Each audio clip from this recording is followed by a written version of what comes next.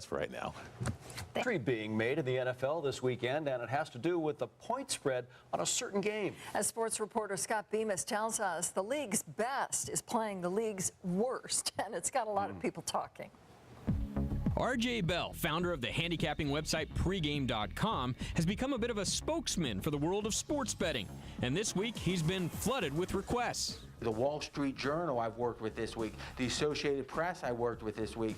USA Today I worked with this week. ESPN, Grantland. A lot of big outlets are talking about this. This is the point spread on Sunday's Broncos-Jaguars game. We are making history with the largest spread in the NFL that we've ever seen. Denver is favored by 27 or 27.5 points at most shops around town right now, and for good reason.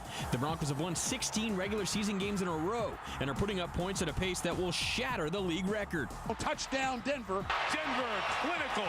Jacksonville, on the other hand, is the complete opposite, winless and getting beat by over 22 points per game. I think Denver's a historically good team, and I think Jacksonville's a historically bad team. Which means a historically big mismatch, but a mismatch worth watching if you're in a sports book in our city. It's a very intriguing matchup because of the point spread, and that's what we're here for in Las Vegas.